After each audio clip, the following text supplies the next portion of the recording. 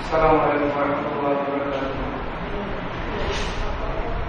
إن الحمد لله نحمده ونستعينه ونستغفره ونؤمن به ونتوكل عليه ونعوذ بالله من شرور أنفسنا ومن سيئات أعمالنا من يهده الله فلا مضل له ومن يضلل فلا هادي له وأشهد أن لا إله إلا الله وحده لا شريك له وأشهد أن محمدا عبده ورسوله أما بعد.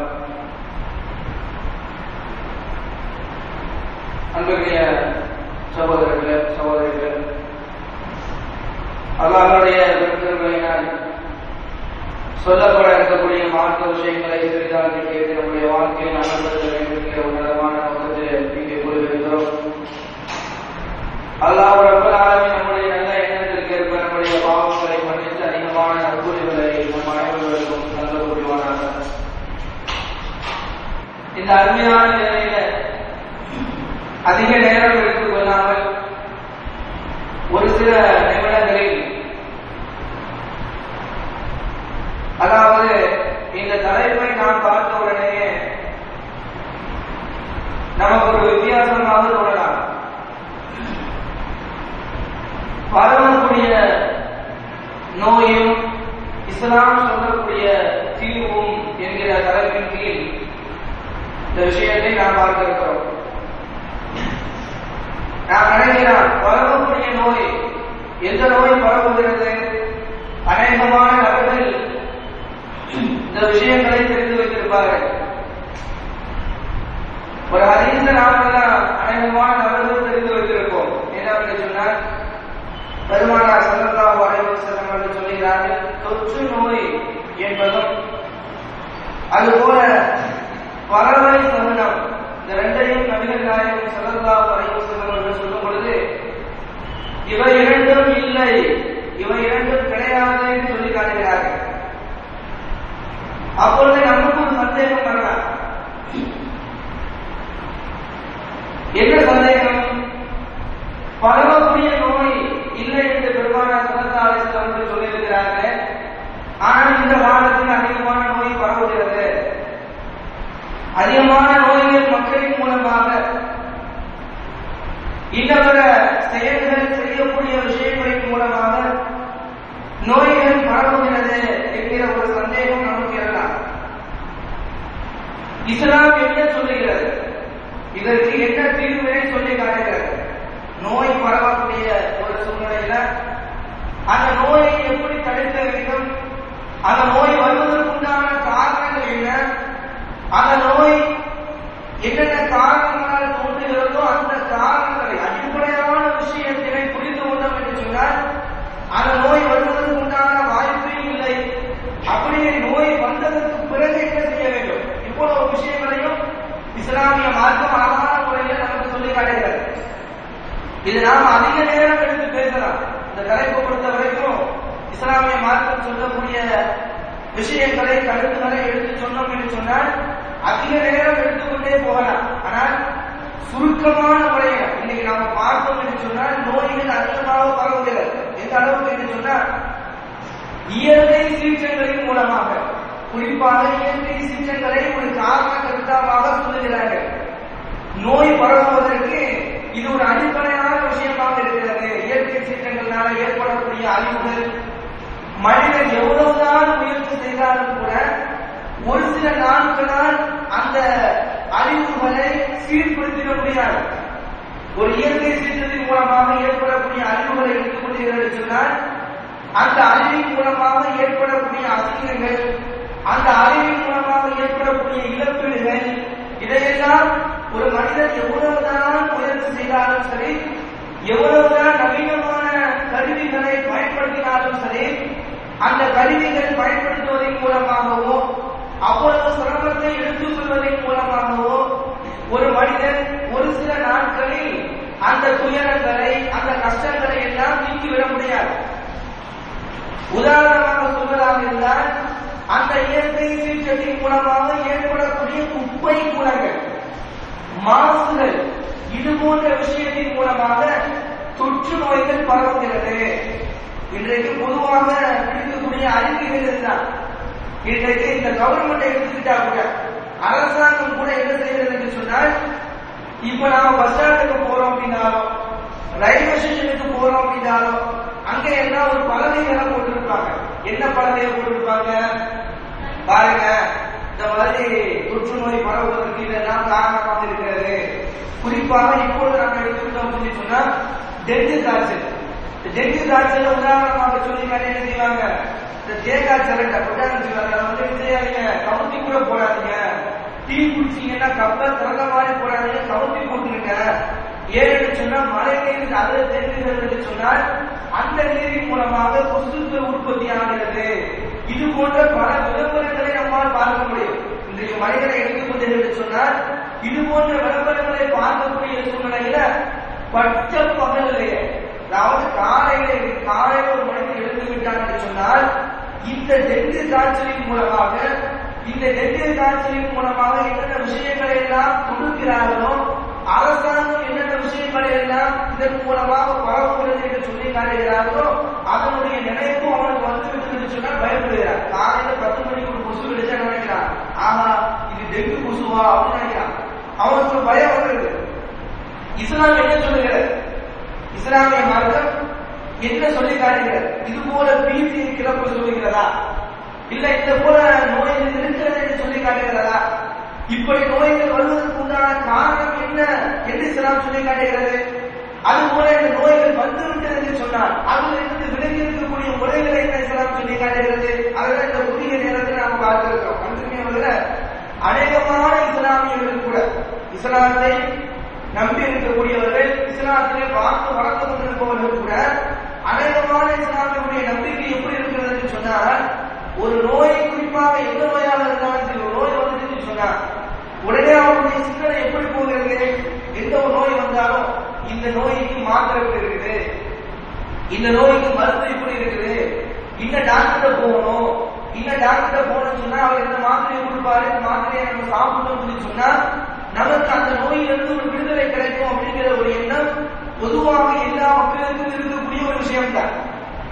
இஸ்லாமிய மார்க்கம் முதலாவதாக சொல்லக்கூடிய விஷயம் என்ன தெரியுமா?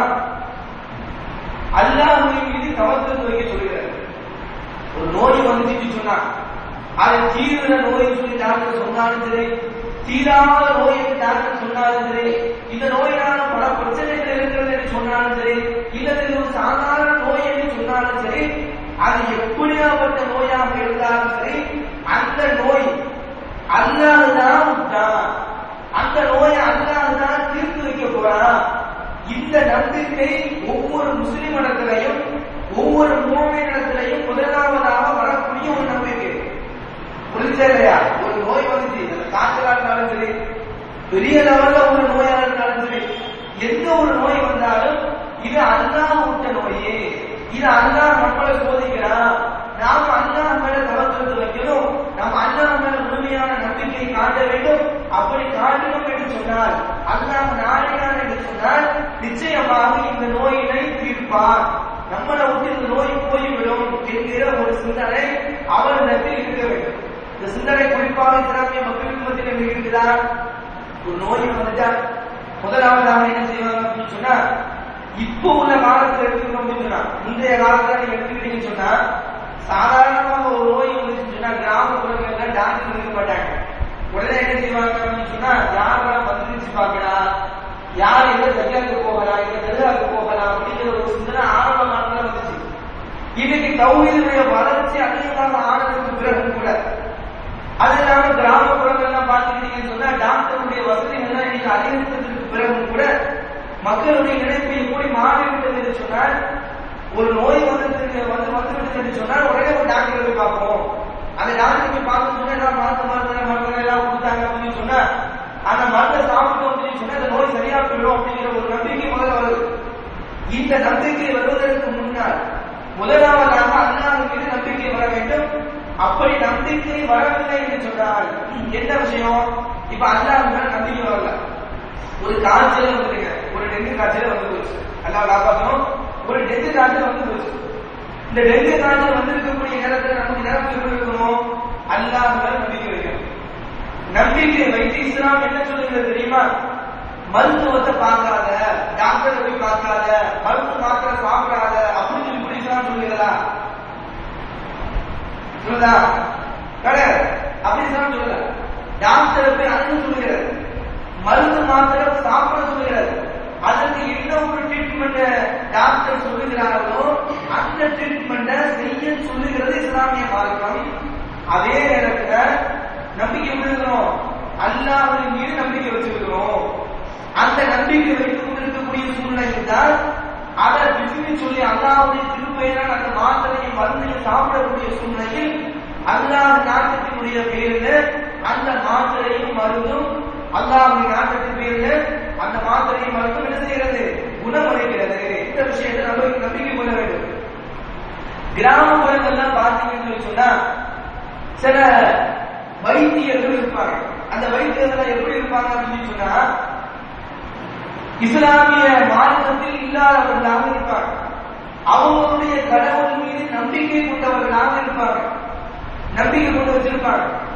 அப்ப நாம ஒரு மருந்துக்காக அவரிடத்துல போகக்கூடிய நேரத்துல இந்த ஒரு நோய் இருக்கிறது என்று சொல்லி அவரிடத்துல அணுகக்கூடிய ஒரு சூழ்நிலையில அவங்க என்ன செய்வாங்க அப்படின்னு சொன்னா, வா பாருங்க கடவுள் பாரு, அவங்கள ஒரு குண்டு போட்டுங்க, இந்த உண்டியல் இருக்கு அந்த உண்டியல பைசா போட்டுங்க, அந்த கும்பிடு போட்டுட்டு நீ உண்டியல்ல பைசா போட்டு வா அப்படின்னு சொல்லுவாங்க.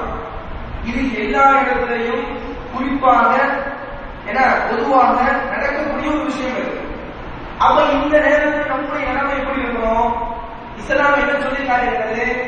இப்ப நாம அந்த மாதிரி ஒரு கடவுளிடத்துல நம்முடைய ஒரு தேவையை கேட்கணும்னு சொல்லி சொன்னாலோ அல்லது ஒரு உண்டியல்ல போய் கொண்டு போய் பைசால ஒரு ரூபா போட்டா கூட நாம எப்படி மாறிவிடுகிறோம்? அந்த கடவுளிடத்தில் ஒரு உதவியை தேடியதை போல மாறிவிடுகிறோம். அப்ப அது எந்த நிலைமைக்கு கொண்டு போய் விடுகிறது என்று சொன்னால் இணை வைத்தல் என்கிற ஒரு நிலைமைக்கு கொண்டு போய் விடுகிறது. இந்த விஷயத்தை புரிவதற்கு முன்னால் ஒரு கட்டாய சூழ்நிலை, ஒரு நிர்பந்தம் என்கிற ஒரு கட்டாயம் ஏற்படுகிறது என்று சொன்னார். இப்ப பாத்தீங்கன்னு சொன்னா அந்த ஊர்ல யாருமே கிடையாது, அந்த நோய்க்கு மருந்து கொடுக்கக்கூடியவங்க யாருமே கிடையாது. இவர்கிட்ட மட்டும்தான் மருந்து இருக்கிறது, கண்டிப்பாக போய்தான் ஆகணும், இல்லைன்னு சொன்னா உயிர் வாழ முடியாது என்ற ஒரு சூழ்நிலை வந்தது என்று சொன்னால் அப்பவும் கூட நான் அந்த கடவுளிடத்துல போக மாட்டேன், அந்த பைசாவை போட மாட்டேன் அப்படின்னு சொல்லி ஈமான உறுதியாக இருந்தால் அது வேற விஷயம். ஆனா கண்டிப்பா போய் ஆகணும், வாழணுங்கிற ஆசை இருக்கிறது, அல்லாஹ் வணங்கணுங்கிற ஒரு ஆசை இருக்கிறது என்று ஒரு சூழ்நிலை வரக்கூடிய நேரத்துல எங்கேயுமே மருந்து கிடைக்காது என்கிற பட்சத்துல நாம அல்லாஹ்வின் மீது தவக்கலை வைத்து அந்த மருந்து மாத்திரையை தாராளமாக சாப்பிடலாம். இந்த விஷயத்தை நாம புரிஞ்சுக்கணும். நம்முடைய உள்ளத்தில் இருக்கக்கூடிய நியத்து தான், நம்முடைய உள்ளத்தில் இருக்கக்கூடிய நினைப்பு தான் நமக்கு வாழ்க்கையினுடைய அஸ்திவாரமாக இருக்கிறது. இஸ்லாமிய மார்க்கம் அதை தான் சொல்லி காட்டுகிறது. ஒரு நோய் வருகிறது, இந்த நோய் வருவதற்கு உண்டான காரணம் என்ன? இஸ்லாமிய மார்க்கம் சொல்லி காட்டுகிறது. என்ன விஷயம்? முதலாவது இஸ்லாமிய மார்க்கம் சொல்லக்கூடிய காரணம் என்ன தெரியுமா?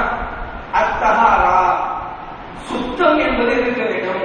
இஸ்லாம் சொல்லக்கூடிய விஷயத்தை பாருங்க, ஈமான் அது ஒரு பார்வை விஷயமாக சொல்லி காட்டுகிறது. இஸ்லாமிய மார்க்கம் சுத்தத்திற்கு வலியுறுத்தியதை போல எந்த ஒரு மதமும் வலியுறுத்தியது கிடையாது.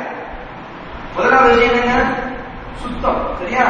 இந்த சுத்தம் இஸ்லாமிய மார்க்கம் சொல்வதை போல எந்த விதமான எந்த மதமும் சொல்வது கிடையாது. இந்த விஷயத்தை நல்லா புரிஞ்சுக்கணும். எந்த அளவுக்கு இஸ்லாம் சொல்லுகிறது தெரியுமாங்க? ஒரு தேங்கி கிடைக்கக்கூடிய தண்ணீரில சிறுநீர் கழிக்க கூடாது என்று சொல்கிறது. என்ன சொல்லுது? தேங்கி கிடைக்குது, ஓடாத ஒரு நீர், ஒரு குட்டையாக இருக்கட்டும், இல்ல ஒரு இடத்துல தண்ணி தேங்கி கிடைக்கிறதா இருக்கட்டும், அந்த இடத்துல விட செய்யக்கூடாது, யூரினை பாஸ் பண்ணக்கூடாது, சிறுநீரை கழிக்க கூடாது இஸ்லாமிய மார்க்கம் சொல்லுகிறது.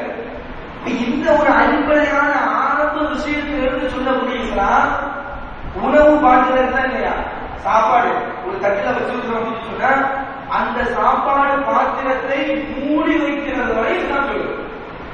இது என்ன மரபாக சொல்லுதா? என்ன மரபாக சொல்லுதா? சாப்பாடு தட்ட, சாப்பாடுடைய பாத்திரத்தை ஒரு கட்டை போட்டு ஒரு மூடியை போட்டு மூடி வைக்கிற விஷயம் வரை இஸ்லாமிய மார்க்கம் சொல்லி காட்டுகிறது என்று சொன்னால் இஸ்லாம் சொல்வதை போல ஒரு சுத்தத்தை எந்த ஒரு மதமும் சொல்வது கிடையாது. இது முதலாவது விஷயம். அல்லாஹ் சொல்லி காட்டுகிறார். இந்த சுத்தம் முதலாவது விஷயம். அடுத்த நிறைய காரணங்கள் அல்லாஹ் தொடர்ச்சியா சொல்லிக்கிட்டே போறான். இந்த நோய் என்ன காரணமாக பரவும்? உலகத்துல இஸ்லாமிய மார்க்கம் எவற்றை எல்லாம் ஹராம் என்று சொல்லுகிறதோ அந்த விஷயத்தை எல்லாம் மனிதன் தலையாக இருந்து கொண்டு செய்யக்கூடிய சூழ்நிலையில் இந்த சுத்தம் விட்டு போது எல்லா அனாச்சாரங்களும் தொடர்ச்சியாக நடக்கிறது. இதனால் நோய் பரவுகிறது. என்ன இஸ்லாமிய மார்க்கம் சொல்லுகிறது? ஹராம் ஹலால் என்று சில விஷயங்களை குறித்து சொல்லி காட்டுகிறது. இதையெல்லாம் ஹலால் என்று சொல்லியிருக்கிறதோ அது எந்த விதமான பாதிப்பு இருக்காது. எவற்றை ஹராம் என்று சொல்லியிருக்கிறதோ அந்த விஷயத்தை நாம் எடுத்து நடந்தோம் என்று சொன்னால், அந்த விஷயத்தை பின்பற்றுகிறோம் என்று சொன்னால், அந்த விஷயத்தின் மூலமாக நிச்சயமாக தனிப்பட்ட மனிதனாக இருந்தாலும் சரி, ஒட்டுமொத்த மக்களுக்கு பாதிப்பை தரக்கூடியதாக தான் இருக்கு. இந்த விஷயத்தை புரிஞ்சுக்கிறோம். அல்லாஹ் சொல்லிக்காட்டுனா 5வது அத்தியாயம் 90வது வசனம். சின்ன பிள்ளைங்க உட்கார்ந்து இருக்கீங்க, மனப்பாடம் செஞ்சீங்க. இத்தனை பேருக்கு 3 நம்பர் மனப்பாடம் செய்யல, இந்த மனப்பாடம் பண்ணீங்க. 5வது அத்தியாயம் 90வது வசனம். மதுவை பத்தி அல்லாஹ் பேசுறாங்க. இந்த மது ஹராம் என்பதை சொல்லிக்காட்டாங்க. சொல்லுறதுக்கு இந்த வசனத்தை படிக்கிற நேரம் கிடையாது. குர்ஆனை எடுத்து படிச்சுப்பாரு. சரியா? அடுத்து 2வது அத்தியாயம் 123வது வசனம். ரத்தமும் பன்றியினுடைய இறைச்சியும். பன்றிங்க ஹராமா ஹலாலா? ஹராம். அப்ப பன்றியினுடைய இறைச்சியையும் ரத்தத்தையும் அல்லாஹ் ஹராம் என்று சொல்லி காட்டுகிறார். 5வது அத்தியாயம் 3வது வசனம். தானாக செத்து போனது அதை சாப்பிடக்கூடாது. பிஸ்மில்லான்னு சொல்லி அறுக்கிற அப்படின்னு சொன்னா அதை சாப்பிடக்கூடாது. அப்ப சில விஷயங்களை இஸ்லாமிய மார்க்கம் சொல்லி காட்டுகிறது. இதெல்லாம் ஹராமு, இதெல்லாம் ஹலாலு அப்படின்னு சொல்லி காட்டுது. அப்ப அந்த விஷயத்தை பேணி வாழ்ந்தாலே நோய்கள் பரவுவதை தடை செய்யக்கூடிய ஒரு விஷயமாக இருக்கிறது. நோய் வந்துவிட்டது, இப்ப என்ன செய்யறது? இப்ப இதெல்லாம் இஸ்லாம் சொல்லக்கூடிய தீர்வுங்க. இப்ப நோய் வந்துட்டு நமக்கு இந்த தீர்வை நம்ம பின்பற்றல, ஃபாலோ பண்ணல. இப்ப நோய் வந்ததற்கு பிறகு என்ன செய்யும்? இஸ்லாம் என்ன சொல்லி காட்டுகிறது சொன்னா, அல்லாஹ் ரப்பல் ஆலமீன் சொல்வதாக பெருமானார் ஸல்லல்லாஹு அலைஹி வஸல்லம் அவர்கள் சொல்கிறார்கள், எந்த நோயாக இருந்தாலும் சரி குணப்படுத்துவதற்கு மருந்து இல்லாமல் கிடையாது. அல்லாஹ் ரப்பல் ஆலமீன் நிவாரணம் இல்லாமல் எந்த நோயும் உலகத்திற்கு அனுப்புவதில்லை. எந்த நோய் வந்தாலும் சரி அதற்கு மருந்து நிவாரணம் இந்த உலகத்தில் அல்லாஹ் ரப்பல் ஆலமீன் வைத்திருப்பான். இந்த விஷயத்தை முதல்ல புரிஞ்சுக்கணும். முதலில் அல்லாஹ்வின் மீது நம்பிக்கை வைக்க வேண்டும் என்கிற விஷயத்தை எப்படி நாம் பார்த்தோமோ அதுபோல 2வது விஷயம் என்ன? உலகத்தில் அல்லாஹ் எந்த ஒரு நோயை அனுப்பினாலும் சரி அந்த நோய்க்கு மருந்தனை வைத்திருப்பான். அந்த நோய்க்கு ஒரு நிவாரணத்தை அல்லாஹ் ரப்பல் ஆலமீன் வைத்திருப்பான். இப்ராஹிம் அலைஹிஸ்ஸலாம் அவர்கள் பிரார்த்தனை செய்ததை அல்லாஹ் ரப்பல் ஆலமீன் சொல்லி காட்டுகிறார். பைதா மரித்து பஹுவ யஸ்ஃபீன். என்ன சொல்வாங்க தெரியுமா? நான் நோயுற்ற நிலைமையில் இருந்தேன் என்று சொன்னால் எனக்கு சிபாவத்து தரக்கூடியவன், அந்த நோயிலிருந்து விடுதலை அளிக்கக்கூடியவன், நிவாரணம் தரக்கூடியவன் அல்லாஹ்வாக இருக்கிறார். அவன் தான் எனக்கு நிவாரணம் அளிக்கக்கூடியவன் என்ற வார்த்தையினை நபிமார்கள் சொன்னதை அல்லாஹ் ரப்பல் ஆலமீன் தன்னுடைய திருமறையிலே சொல்லி காட்டுகிறார். ஒரு விஷயத்தை புரிந்து கொள்ள வேண்டும். யூதர்கள் இருக்கிறாங்க இல்லையா? அந்த யூதர்கள் பல வசனங்களை கருத்து தெரிவிப்பாங்க, முரண்படுகிறது என்று சொல்லுவாங்க. அதுல ஒரு விஷயம், ஒரு வசனத்தை அவன் நம்பவே மாட்டான். அந்த காலத்துல இருந்து இந்த காலம் வரை அவன் நம்புவது கிடையாது. என்ன விஷயம் அப்படின்னு சொன்னா, அல்லாஹ் பக்கரால சொல்லி காட்டா, இன்னல்லாஹ் யஸ்தனி அய்யதுலிப மகரன் மா கௌனத்து கமா பௌகஹா. அல்லாஹ் குர்ஆனில் சொல்லி காட்டுகிறான், கொசுவை கூட உதாரணம் சொல்லி காட்டுவதில் அல்லாஹ் வெட்கப்பட மாட்டான். சரியா?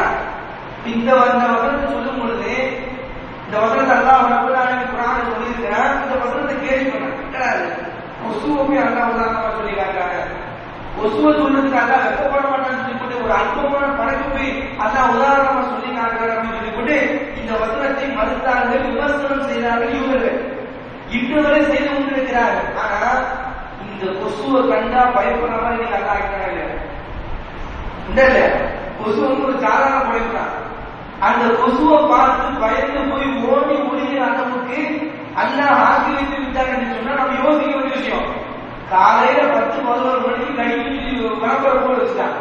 விளம்பரம் போட வச்சுட்டான், எதுக்கு கொசு தான் இருக்கும், போட்டோ பிடிச்சி போட்டுருக்காங்க.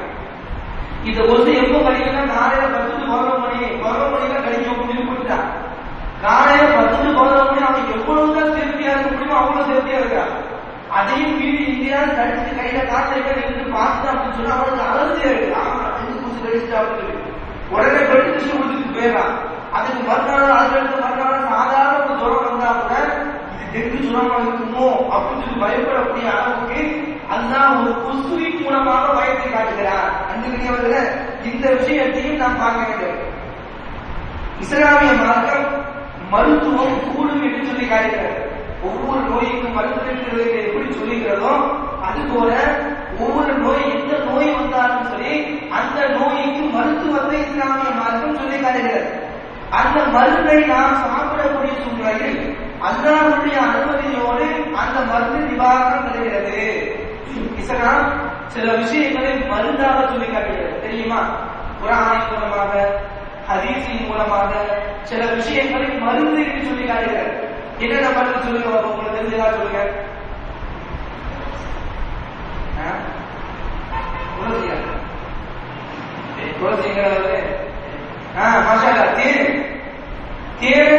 அல்லாஹ் குர்ஆன்ல சொல்லி காட்டுறான். சிஃபாத்து உண்டான பொருள் அல்லாஹ் சொல்லி காட்டுறான். ஏங்க வேற என்ன இருக்கு? ரசூலுல்லாஹ் என்ன சொல்லிருக்காங்க? ஏன் சொல்லிட்டாங்க? ஜெய்தூன் அதை சொல்லி காட்டுறாங்க. அடுத்து அல்லாஹ் குர்ஆன்ல வசனத்தை சொல்லி காட்டுறான். வத்தீன் வஸைதூன் கருஞ்சீரகம். மாஷா அல்லாஹ் பரக்கல்லாஹு ஃபீக். அல்லாஹ் உங்களுக்கு பரக்கத் செய்யட்டும். கருஞ்சீரகம் ரசூலுல்லாஹி ஸல்லல்லாஹு அலைஹி வஸல்லம் சொல்லி காட்டுறாங்க. அந்த கருஞ்சீரகம் என்பது மரணத்தை தவிர அனைத்து நோய்க்கும் நிவாரணம் என்று சொல்லி காட்டுறாங்க. நமக்கு இதெல்லாம் தெரியாது, நம்ம இதெல்லாம் கண்டிப்பா கிடையாது. நமக்கு ஒரு காய்ச்சல் ஃபீவர் ஏதாவது வந்துச்சு சொன்னா கருஞ்சீரகத்தை சாப்பிட்டு சொன்னாங்க. இது ரசூலுல்லாஹ் கொடுக்கக்கூடிய வாக்கு. மரணத்தை தவிர அனைத்து நோய்க்கும் நிவாரணம் தரக்கூடியது கருஞ்சீரகம் என்று சொல்லி காட்டுறாங்க. வேற என்ன? மாஷா அல்லாஹ் அஜிவா பேரிச்சம்பழம். அஜிவாங்கிற வார்த்தையை வருகிறது ஹதீஸ்ல. பொதுவாக பேரிச்சம்பழம். இந்த பேரிச்சம்பழம் என்ன? நோய் நிவாரணையாக இருக்கிறது.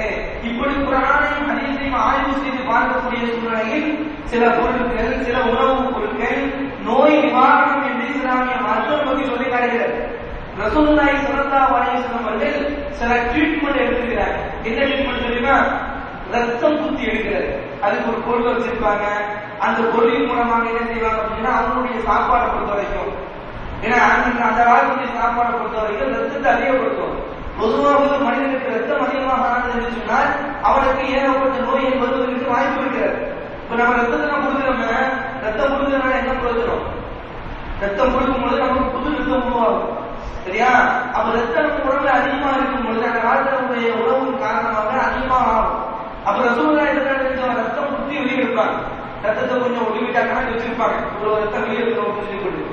அப்ப அந்த மாதிரி ஒரு ட்ரீட்மெண்ட் எல்லாம் ரசூலுல்லாஹி ஸல்லல்லாஹு அலைஹி வஸல்லம் எடுத்தாங்க. இப்படி இஸ்லாம் எடுத்து சொல்லுகிறது. ஆனா என்ன விஷயம்? மருந்தையோ அல்லது மருத்துவத்தையோ அதன் மீது தவறுதல் வைத்து விடக்கூடாது. நாம் நிறைய பேர் நடக்கும். காய்ச்சல் ஆகுது, என்ன செய்வோம்? காய்ச்சல் ஆகுது, கடுமையான காய்ச்சல் ஆகுது, என்ன செஞ்சிருப்போம் அப்படின்னு சொன்னா டாக்டர் இருக்கும். ஒரு நாள் காட்டியிருப்போம், 3 நாள் வரை ஆயிடும், ஜுரம் இருக்கும். நம்மளை சார்ந்தவங்க கேட்பாங்க, எங்க போறீங்க அப்படின்னு. இந்த டாக்டர் போனோம். அவனுக்கு புரிஞ்சு கூட மாத்திரை போட்டா அவன் பெரிய பிள்ளை எழுதிடுவான். ஆனா நோய் நிவாரணம் ஆகாது. அந்த டாக்டர் போங்க, அந்த மருந்து சாப்பிடுங்க, அது சரியா போயிடும் அப்படின்னு சொல்லுவாங்க. நிறைய நம்மளுடைய வாயிலிருந்து வார்த்தை வரும், எதாச்சும் சாதாரணமா வரக்கூடிய வார்த்தை. இதுல என்ன விஷயம் புரியுது? அந்த டாக்டர் போனாதான் குணமடையும், அந்த மாத்திரையை சாப்பிட்டாதான் குணமடையும் அப்படின்னு சொல்லி போட்டு நாம டிக்ளேர் பண்ணக்கூடாது. ஏன் தெரியுமா? அந்த மருந்தின் மீதோ அந்த டாக்டரின் மீதோ தவக்கல் வைக்கக்கூடாது. அல்லாஹ்வின் மீது தவக்கல் வைத்து நமக்கு எங்க போனா கரெக்டா இருக்குன்னு சொல்லி போட்டு நாம நினைக்கிறோமோ அந்த இடத்துக்கு போயிடும். நிறைய நபர்கள் சொல்லுவாங்க, குழந்தைய பத்திரத்துக்கு கூட்டி போயிருப்பாங்க. குழந்தை பத்திர நேரத்தில் குழந்தை ஒன்று மௌத்தா போயிருக்கும், இல்லைன்னா தாய்காரி மௌத்தா போயிருப்பா. இல்லை எல்லாரும் இடத்துல என்ன செய்வாங்க? ஏன்பா ஒரு ஸ்பெஷலிஸ்ட் அங்க இருக்கிறாரு, அங்க கூட்டு போனது, ஏன் இங்க கூட்டு போனீங்க அப்படின்னு சொல்லுவாங்க. இந்த வார்த்தையானது ஷைத்தானுடைய வார்த்தை. ரசூலுல்லாஹி ஸல்லல்லாஹு அலைஹி வஸல்லம் தடுக்கிறாங்க. அதே போல நோய் குணமாகல அப்படின்னு சொன்னா ரொம்ப நாள் இருக்குன்னு சொன்னா ஷைத்தான் வருவான், பக்கத்து வீட்டுக்காரி ரூபத்துல வருவான் ஷைத்தான். ஏன்டி என் மச்சி மகன் அந்த நோயால பாதிக்கப்பட்டா, என் மாமா மகன் இந்த நோயால பாதிக்கப்பட்டா, யார்கிட்ட காட்டியும் போல அந்த தைக்காலுக்கு போனா, அந்த தர்காவுக்கு போனா, மரத்தை நட்டி வச்சா 40 நாள் சுத்தி சுத்தி வந்தா, 40 நாள் தண்ணி ஊத்தினா அவளுக்கு நோய் சரியா போச்சு, அவளுக்கு இந்த நோய் சரியா போச்சு அப்படின்னு சொல்லி போட்டு சொல்லக்கூடிய எத்தனையோ நபர்கள் இருக்கிறாங்க. உண்டா இல்லையா? இத்தனை நபர்கள் இருக்கிறாங்க. அந்த மாதிரி நினைக்கக்கூடிய மக்கள் இருக்கிறாங்க. நம்ம டாக்டர் தாண்டி நம்பிக்கை வைக்கிறோம் அப்படின்னு சொல்லி நினைக்கக்கூடிய மக்கள் கூட அவர்களுடைய நம்பிக்கை இந்த மாதிரி போயிடும். இத்தனை மக்கள் நம்ம பார்க்க முடியல இல்லையா? அப்ப இஸ்லாமிய மார்க்கம் என்ன சொல்லுகிறது? டாக்டர் மேலையோ, யார் மேலையோ, மருந்தின் மேலையோ, மாத்திரையின் மேலையோ நம்பிக்கை வைப்பது என்பது கூடாது. தக்கன அமல ஷைத்தான், இன்னென்ன காரணம் இப்படி இப்படி செஞ்சிருந்தா இப்படி ஆயிருக்குமே அப்படின்னு சொல்லி நாம சொல்லக்கூடிய அந்த வார்த்தை தப்த அமல ஷைத்தான், ஷைத்தானுடைய வேலையை திறந்து வைத்துவிடும். என்ன காரணம் நடந்தாலும் சரி, குல் கத்தரல்லாஹு மாஷாஅ, அல்லாஹ் என்ன நாடினாலும் அதுதான் நடக்கும் என்கிற விஷயத்தை அடிப்படையாக இருக்க வேண்டும். அல்லாஹ் என்ன நாடினாலும் அதுதான் நடக்கும் என்கிற விஷயத்திலே ஒரு மனிதன் தவக்கத்தை வைக்க வேண்டும். அதாவது ரசூலுல்லாஹி ஸல்லல்லாஹு அலைஹி வஸல்லம் துஆவை சொல்லி காட்டாங்க. என்ன துஆ தெரியுமா? ஆத்திஹி பில் பாஸ ரப்பனாசி இஷ்பி வ அன்த ஸாஃபி லா ஸிஃபா இல்லா ஸிஃபாவுக ஸிஃபான் லா யுகாதிரு ஸகமா. 2 லைன் இத மனப்பாடம் பண்ணி வச்சுக்கணும். எந்த நோயாக இருந்தாலும் சரி அந்த நோய்க்கு ஓதக்கூடிய வார்த்தை பாஸ ரப்பனாசி இஷ்பி வ அன்த ஸாஃபி லா ஸிஃபா இல்லா ஸிஃபாவுக ஸிஃபான் லா யுகாதிரு ஸகமா. நீயே நோயை விட்டவர், அந்த நோயை நீயே குணமளிக்கக்கூடியவர், உன்னை தவிர மனிதர்களுக்கு இந்த நோயை குணமளிக்கக்கூடியவர் யாருமே இல்லை என்பதுதான் சாதாரண ஒரு அர்த்தம் தான். ஆனா இந்த துஆவை ரசூலுல்லாஹி ஸல்லல்லாஹு அலைஹி வஸல்லம் அவர்கள் சொல்லி தராங்க.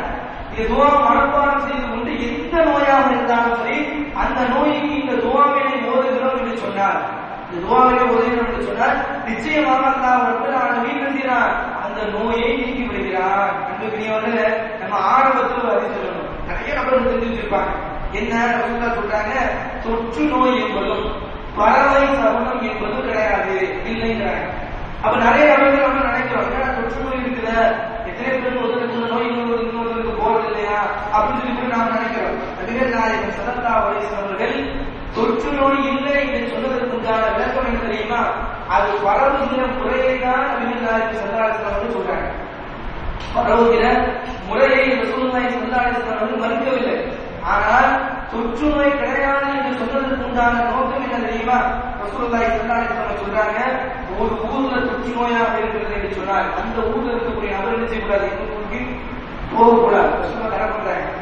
ஒரு ஊர்ல தொற்று நோயா இருக்கு, நோயால பாதிக்கப்பட்டிருக்காங்க அப்படின்னு சொன்னா அந்த ஊர் மக்கள் இன்னொரு ஊருக்கு செல்வதற்கோ இன்னொரு ஊர்ல இருக்கக்கூடியவங்க அந்த ஊருக்கு வருவதற்கோ என்ன செய்யாது? அனுமதி கிடையாது. ரசூலுல்லாஹி ஸல்லல்லாஹு அலைஹி வஸல்லம் அதை தடை செய்கிறார்கள். அப்ப என்ன புரிகிறது என்று சொன்னால் தொற்று நோய் பரவக்கூடிய விதத்திலே ரசூலுல்லாஹி ஸல்லல்லாஹு அலைஹி வஸல்லம் மறுக்கவில்லை. அந்த தொற்று நோய் கிடையாது என்று சொன்னதற்கு உண்டான நோக்கம் என்ன என்று சொன்னால் அந்த தொற்று நோய் இல்லை என்பதை மறுத்தார்கள். எதற்காக மறுத்தார்கள் என்று சொன்னால் இந்த ஹதீஸுடைய விளக்கம் இருக்கிறது. பணிவிடை செய்வதற்கு பயப்படுவாங்க, மக்களை ஒதுக்கி வச்சிருவாங்க, தீண்டாமைங்கிற அடிப்படையில் நாம் பார்க்கப்படுகிறது. நிறைய நபர்களை பார்த்தோம்னு சொன்னா ஒரு நோய் வந்து என்ன செய்வாங்க? ஒரு மூட்டை போட்டு குடிவான், அவருடைய கொண்டாடி கூட அதை பார்க்க மாட்டான், அவனை பார்க்க மாட்டான், அவனுடைய கொண்டாடி கூட அவனை பார்க்க மாட்டான். புற்றுநோய் அடிப்படையில் ஒதுக்கி வச்சுருவாங்க. இந்த பரவுகிற விருதை இஸ்லாமிய மார்க்கம் மறுக்கவில்லை. ஆனால் தொற்று நோயையும் பறவை சமணத்தையும் பெருமானார் ஸல்லல்லாஹு அலைஹி வஸல்லம் இல்லை என்று சொன்னதற்கு காரணம் இதுதான். ரசூலுல்லாஹி ஸல்லல்லாஹு அலைஹி வஸல்லம் சொல்றாங்க, ஒரு முஸ்லிம் இன்னொரு முஸ்லிமுக்கு செய்ய வேண்டிய கடமை என்னங்க? 5-6 கடமை ரசூலுல்லாஹ் சொல்லி காட்டுறாங்க. அதுல ஒரு கடமை என்ன? இய்யாதுல் மரீத், நோயாளியை விசாரிப்பது. ஒரு நபர் நோயாளியாக இருக்கிறார் என்று சொன்னால் அந்த நோயாளியை விசாரிப்பது ஒரு முஸ்லிம் இன்னொரு முஸ்லிமுக்கு செய்ய வேண்டிய கடமையாக இருக்கிறது. இப்படி இஸ்லாமிய மார்க்கம் சொல்லக்கூடிய விஷயங்களை எடுத்துக்கிட்டீங்கன்னு சொன்னா பல விஷயங்கள் அடங்கி கொண்டே செல்லலாம். ஆனா நேரம் பார்த்தார். அப்ப இஸ்லாம் அழகாக சொல்லி காட்டுகிறது, ஒரு நோய் பரவுமா இல்லையா, பரவுனா என்ன காரணத்துக்காக அந்த நோய் பரவுகிறது, தடுக்கக்கூடிய முறை என்ன, சரி நோய் வந்ததற்கு பிறகு என்ன காரியத்தை செய்யணும், இவ்வளவு விஷயத்தையும் இஸ்லாமிய சொல்லி காட்டுகிறது. இதுதான் இஸ்லாம் சொல்லக்கூடிய தீர்வாக இருக்கிறது. அவர் நோய் வருவதற்கு முன்னால் எப்படி காத்துக் கொள்ள வேண்டும் இஸ்லாம் சொல்லுகிறார். வந்ததற்கு பின்னால் அதற்கு எப்படி தீர்வு காண வேண்டும் இஸ்லாம் சொல்லுகிறது. இந்த அடிப்படையை ஃபாலோ பண்ணி நம்முடைய வாழ்க்கையில பின்பற்றி நடக்கக்கூடிய ஒரு உண்மை முஸ்லிம்களாக, உண்மை மூமின்களாக அல்லாஹ் ரப்பல் ஆலமீன் நம் அனைவரையும் வாழ்க்கையில் முடிவானாக. வாஹிரு தஅவானா அல்ஹம்துலில்லாஹி ரப்பில் ஆலமீன். அஸ்ஸலாமு அலைக்கும் வரஹ்மத்துல்லாஹி வபரகாத்துஹு.